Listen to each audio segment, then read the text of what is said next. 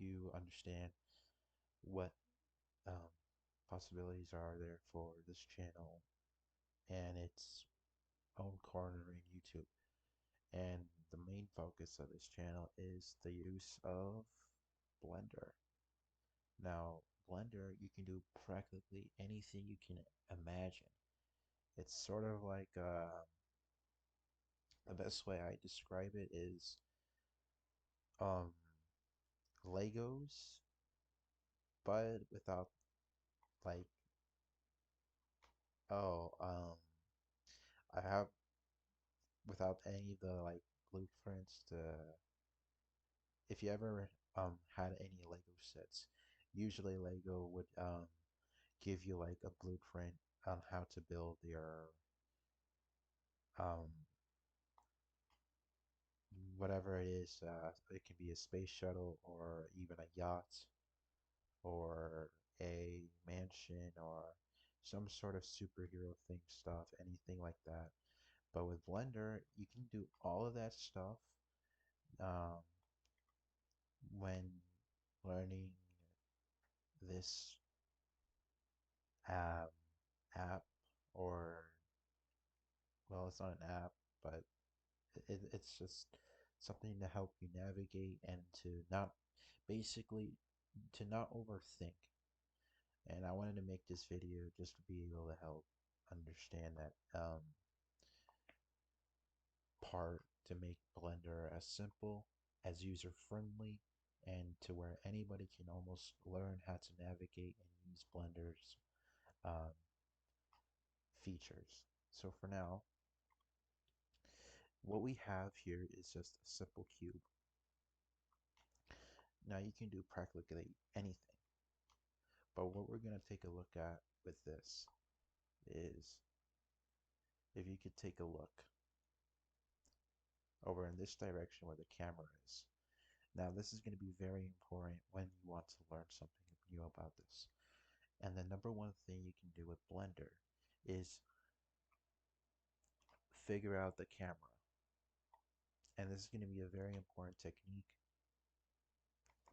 because if you could take a look here and all the stuff, what you can do is press the S button on your keyboard and it can go small and be enlarged to where it can fit anywhere across the grid. We'll just call it that. We'll call it the grid. So this can be in this whole radius, little circle area here. All right, all that. And you can press Control Z to undo any mistake like that. So that would be the first thing to know about Blender, is that if you have made a mistake, you can do a Control Z to undo that mistake if you feel like you might have made a mistake about it. And the second part is you can use the S button on your keyboard to scale it, as I'm doing it right now, and to see whatever it is that helps you. So here's what's going to be very important. All of these can come from one little point, which would be the first perspective. Blender is going to be about perspective and this. So if you have in this,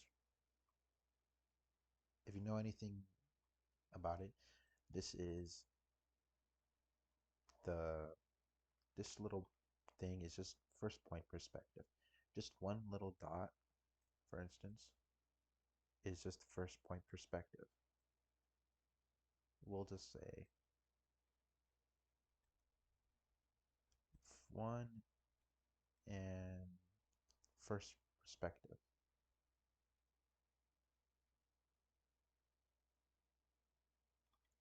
And what you can see here, you can understand to help you understand perspective a little bit better. So what happens when you put these in that? Now it becomes second perspective. Now the second point perspective is important for getting, if you can see in this whole thing, getting the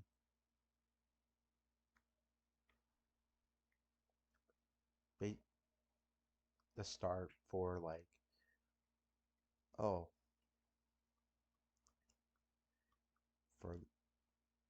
for whatever it is on the cube. And now what we can do with this, I'm gonna skip ahead here and we can do this.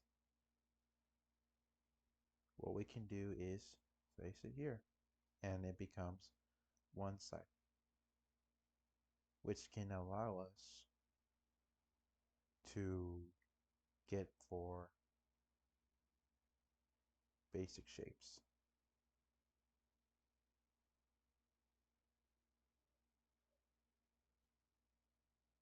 So we can use a circle or anything like that to help us get around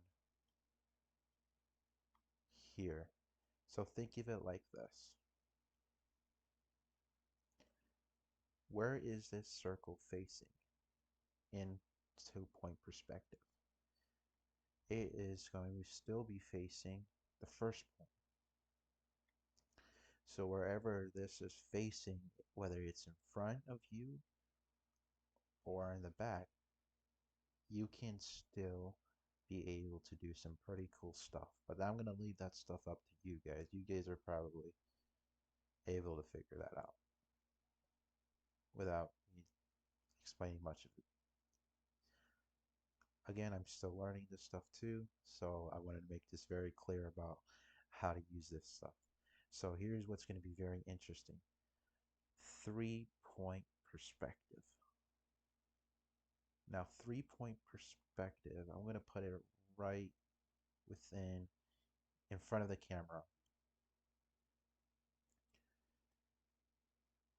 3-point perspective is anything to do with, oh, oh, there we go. Yeah, Control Z. You see that happens sometimes. Anything to do with